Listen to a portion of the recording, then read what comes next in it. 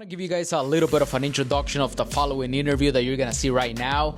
So this is a guy who has been creating content for a very long time. He makes funny skits, funny videos, but at the same time he also has another page, an Instagram page, where he provides very valuable information for people that want to start creating content. Content Cashflow Inc. So I'm gonna obviously leave the link of his Instagram down in the description below. Rafi Mush has been creating content for a very long time. He's an entrepreneur, social media, a content creator. I met him recently at a networking event that I was invited to. When I saw him, I said to myself, I had to take the opportunity, right? I have to go and talk to him and hopefully get an interview. And he was a really friendly guy. This is the first part of the official interview. My name is Rafi, and then on Instagram I go by Rafi Mush.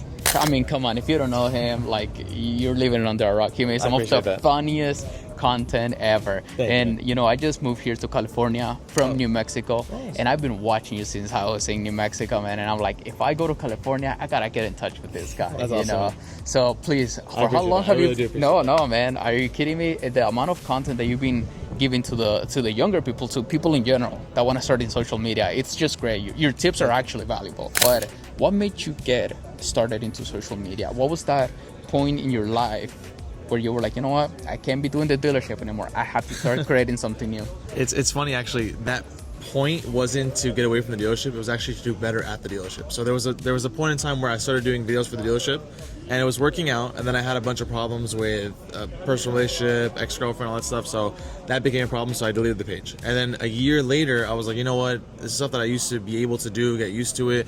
It might be able to give me a couple extra sales every month, so I started making these little skits, informational videos, and then, you know, lo and behold, like a year later, all of a sudden videos are doing really, really good, and that's what it was. And within that year, like 6 months into doing this, I had to decide if I wanted to keep working at the dealership or if I wanted to cut and just go straight from the content to, you know, my own little empire, business, whatever you want to call it. Of course. So now that's where we're at. So. Of course. So you were a salesman at the dealership. Yeah. For how long were you as just a salesman without creating content? Without the content, I want to say 2.5 years. Okay. With the content, almost 3 years. So the content was only like 4 or 5 months at the dealership before I decided to quit and switch off. Okay. So. I've had the opportunity to interview a couple of millionaires and so far 2 billionaires. I always ask them, you know, what skills should people learn nowadays? And a couple of them have said sales. You know, sales. And some people have actually told me, get into selling cars, you know, because that will teach you a lot. That's true. In your opinion, what has sales taught you that you can now apply it into, you know, life, communicating, and content? Right out of high school, my first job was also sales. It was gym sales. It wasn't the same as, you know, the solar sales, real estate sales, car sales. Very different, but still, the essence of it is still sales, right? And to me, that taught me to go from being the shy kid that barely talked to being out there, outspoken, able to do 300-400 calls a day and not worry about who I'm talking to. So sales itself, I think, is extremely crucial to making money because it gives you that personality, right? You have to have that personality, and either you're born with it, you have to unlock it, or you have to learn it, right? So that's where sales comes in. It's just being able to speak and being able to put yourself in a position where you don't know the person in front of you, and you have to learn everything about them in order to make money from them or sell them a service or even help them in whatever case it is. Of course. So I think sales in general is just a very crucial skill to have no matter what you do. So. I recently saw a video as well on your Instagram where you were open about what's the most amount of money that you've made in that month. What was that amount? For me, I believe it was 37,000, a little bit over 30,000 is the most I made in 1 month. That's amazing. Nowhere near millionaire yet, but trying to get there eventually. That was the most I made, and ever since I made that, I haven't replicated. I've gotten close, but I've been trying to chase after that since then. That's amazing, man. There. Congrats. Thank you. So what would you say it's the next steps that, you know, that you feel comfortable sharing that you are gonna be taking, you know, in order to multiply that, you know? Because one thing is starting to make, you know, $5,000, $10,000 a month, but then how do you start multiplying that? Do you invest or something to get the best possible ROI? It really depends. So I don't think I'm the most qualified person to speak on that because I'm still learning it as we go. Okay. But something I'm just now coming to terms with or just now learning, and I might be wrong. The hardest amount to make is, I think, the first $10,000, right? Once you get there, all you have to do is figure out what worked, what went right, and then figure out how you can do that multiple times in a week, a month, a day, right? That way you can scale that up. And then you hear the word scaling a lot. Oh, I'm a scaling specialist, I'm a brand specialist, I scale companies. Scaling is essentially that same idea. Once you figure out what works, figure out how you can teach other people to do it for you, and teach yourself how to do it multiple times in a day, a month, or whatever, to make that more, to multiply that essentially. So again, I'm not the most qualified person to speak on it, but I am learning as we go. Yeah, so. But I appreciate that how transparent you are, you know, in social media, because a lot of people, you know, including myself, I look up to you and I'm like, you know, it is possible. I really appreciate it. No, definitely. And then one last question for you, man. You know, for someone out there who has no connections or resources, you know, what is the best piece of advice that you can give to someone who wants to start creating content in general? Best piece of advice is just create content in general. You don't need anything. If you have a phone, if you're watching this on a phone, even on a laptop with a webcam, it doesn't matter. Whatever you have, doesn't matter how nice of a camera, bad of a camera, if you have microphones up, just figure out what you like, figure out how to make it interesting, and figure out how to get people's attention to listen to you. Once you figure those 3 things out, just go record as much as you can. Put out 3-4 videos a day. That's the best way to do it. That's what I would say. What would you say is the best platform to focus on in 2025? Believe it or not, I think it's Instagram. Everyone says Instagram's the hardest. I think Instagram is the hardest to get started on, but once you get going there, it's one of the more loyal platforms. YouTube takes too long. They're way more loyal on YouTube, but it takes too long to get started. Yeah. TikTok, they'll follow you for years and not give a shit who you are. You can beep that out. I don't know if you guys. Yeah, no worries, man. No worries. We're real here. We're real. Just want to make sure. Yeah, no, absolutely. You can work with them for years, and they won't even care who you are at all. But with Instagram, it's a balance of how long it takes to make the platform grow, and then once you have them, they're usually more loyal, I would say. Amazing. Yeah, so I think that'd be the best one. So, Man. but post everywhere. Don't focus on one. Post on all of them. That's what I would say. Amazing advice, my friend. Thank you so much, appreciate and please follow him. His content is not only funny and entertaining, but valuable as well. So make sure that to follow all of his social medias. Thank you so much, man. I appreciate that. Right? Yes, sir. I appreciate Thank you. Thank you so much. All right, so that was the first part of the official interview. After we finished it, we continued talking, and I didn't edit this part that much because it felt more natural, right? I wanted the recording to continue because he was still giving me a lot of valuable information, and I always think of my viewers, right? The people that are subscribed to this channel. So this is the unofficial interview, right? This is the unofficial part of the interview where I was still kind of asking him a couple of questions about content creation, but at the same time about car selling, because I also want to get into that industry about selling cars and dealerships and all that. So he still continued to provide really good, valuable information. So I hope you guys enjoyed this next part. Remember to subscribe to Gran Turismo LT. I'm just saying that for me, the goal is just to teach people how to do content. It's not that hard. It's just once you figure out what works and how it works, figure out what makes you different, and people want to watch that and see that. That's usually what makes the content better. So I just want to teach people how to do that, and then along the process, if I can make my own money at the same time and teach people how to do it the same way, then might as well. It's a win-win for everybody. Yeah, I just started being consistent about like 2 months ago. So you obviously have way more time than me. For how long have you been doing it? Would you say for social media in general, like for myself? Well, not just that, but consistently too. Because one thing is doing it. Because I remember uploading it. I post once a week. Yeah, once a month, things like that. I started taking it way more serious, I think, in September 2023. I started doing content in June, July. And I tried so many different things, like different niches that didn't work. And then the car sales stuff started hitting. And I think it took me 2 months to be like, hey, you know what? I need to start really taking this more seriously. So I was posting every day, if not every day, every other day. But at least, within a week, 3-4 times a week. That's what I consider the consistency. 3-4 times a week. Yeah, so absolutely. That's what I took. Yeah, honestly, like so I have to go back to New Mexico, unfortunately for certain things. I've been here in Cali for a couple of months, but one of the things that I want to go do is get into car sales. You should. I really recommend it. Because I want to sharpen up those, sales skills, interpersonal skills, Yeah.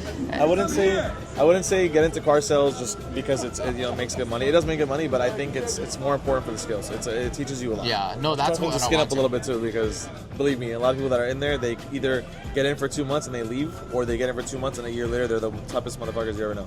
So that's exactly what I want to get into, because I've heard so many like that will make you or break you. Yeah, it does. It's the most, I think, mentally brutal sales job. Besides maybe door knocking for like solar sales and stuff, but just in a legitimate job where you have your hourlies and all that stuff, that's one of the most. Can you say the car brand that you were working for? I was at Chrysler, Dodge, Jeep, and Ram. Okay. So it wasn't even the best car brand, but it still definitely had its own little pleasantries. I want to get into like Hyundai and Kia, you know, because they have been innovating the game a lot, and you can see them everywhere. They're basically selling themselves. You know? Hyundai Kia is really good. I know a lot of people that work at Hyundai Kia. I have a lot of friends that work at CarPost Kia, so I know they're a good brand. Any advice for me? You know that I'm gonna get into that world. Get started. Just get into it. That's the best piece of advice. You're gonna learn along the way how to do everything, but just to get started, that's the most important. You think human psychology is important to get to, you know, you learn it as you go. You learn it as you go. It's very important, but it's not something you have to know to get into it. You learn it as you go. I'm able to read people now and know by their body language if they're enjoying the conversation or not. So like whenever I have my own clients for an agency, I have a content agency as well. When I have my own clients, I'm talking to them face to face. I know how to read them, their language, their body language, and there are little tells that you can tell if they like what you just said or they hate what you just said, and then what they want to hear next. So that's something you learn as you go. So. That's how you know he's gonna be a millionaire. Because that the way he speaks right now, that's exactly how the millionaires talk. The way you're saying it, man. Like I said, I've talked to a couple of them. You know, I just approach them on car events like that, and I'm like, talk to me, you know. And the way you're like describing it is just the same way they do it. Man. I appreciate that. Hopefully one day we get to there. So yeah, brother, that's the for goal. sure. Yeah, hey, man. Appreciate it, man. Have a good day, my friend. Likewise. Thank you. Likewise. Appreciate it. And lastly, this next interview is a guy who was also at the same car networking event. He was driving a beautiful Porsche 911 GT3 RS, and as I was taking some B-rolls of the car, he asked me, hey, where is this gonna be uploaded? Do you have a YouTube channel? I showed him my YouTube channel, and I told him that the main theme right now of my channel is, you know, asking millionaires how other people can make it, right? Specifically car enthusiasts. How can people watching my videos be able to afford their dream car, their Lamborghini, Ferrari, the Porsche 911 GT3 RS? And I asked him, can I ask you a couple of questions? And he said, sure. So we were standing right next to his car, so we started doing the interview next to his beautiful 911 GT3 RS. All right, so who do I have the pleasure of meeting today? Hi, my name is Armand Grigorian. Nice to meet you, sir. Pleasure's all mine. So this is your beautiful Porsche GT3 RS. Yes, it is. How much did you pay for it, and when did you buy it? About $450 early this year. Amazing. And what do you do for a living to afford a supercar like this? I'm a personal injury attorney. Is this the only supercar that you have, or do you own other? I have a few more. Yeah. What do you have? I have a Ferrari 296 and a couple of others I don't want to state. Oh, the 296. That's such a beautiful car from Ferrari. It is. So the main theme of my channel is to help the younger generation, right? Oh, for people that want to achieve that financial freedom, that success in life, right? What would you say is the best advice that you can give to someone who just graduated law school and is ready to take on the world and go and do their first case? Don't give up.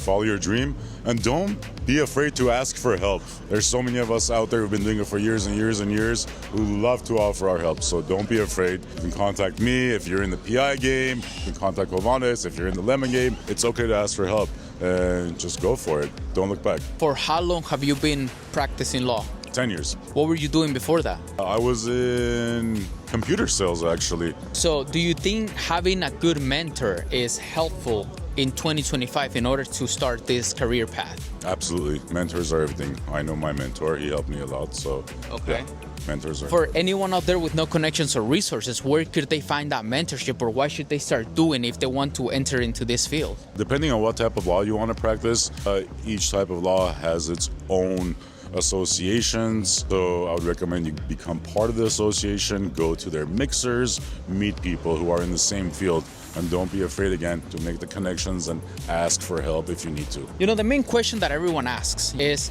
what is the secret to making $1 million? Besides hard work and consistency and follow your passion, what would you say is that secret to being able to achieve that financial freedom? You have to believe in yourself first and foremost. Don't set the limitations for yourself. And obviously, believe in the guy above. I mean, if God wants it, it's going to happen. If he doesn't want it, it's not going to happen. So have faith in God and have faith in you, and you will get there. How important has faith been to you? Very important. Very important. You think it has helped you into this business? Oh, absolutely. Absolutely. Why is that? Can you break it down? It makes me who I am. The way I think, the way I treat people, and the way I conduct my business. Faith has a lot to do. What has been the most difficult case that you can share with our viewers, and how did you overcome that case? I can't think of one right now to actually share with the viewers on spot. So they all have their equal share of difficulties. It's some more than others. It depends on which case you're dealing with today. Yeah. Do you come from a middle class family? I come from a upper middle class Upper family. middle class? Yes. Okay, well, thank you for being open about it, because a lot of people don't even want to share that. So thank you for sharing that. If you can open a portal right now, go back in time and talk to your 15-year-old self, would he believe the trajectory that you took to get to where you are right now? I don't think so. Yeah. I'm living the dream I had. So. What would you want to do when you were 15 years old? I had no idea what I wanted to do. Honestly, no. No All idea. right, and if you could talk to that younger self, what piece of advice would you give to your younger self? There's no shortcuts in life. You want something, take the long route, and it'll happen. A lot of the younger generation want things fast, right? They want it now. They don't want to put on the hard work. What is a common mistake that you see the younger generation make now in 2025 when they're trying to achieve that financial freedom? They're going after the shortcuts. For example, when you're an attorney, you're not going to get your first $1 million case when you're out of law school immediately. It's called delayed gratification. Delay it, it will get to you. No shortcuts. That's the only thing I can see. Yeah, amazing. Do you have social medias? Yes, I do. All right, go ahead and give us your social medias. Armand Grigorian ESQ. Amazing. On Instagram. Amazing, sir. Thank you so much for your you. time. It's a I pleasure. appreciate it. Can we look at the interior? Oh, absolutely. Car's Awesome. open. Amazing.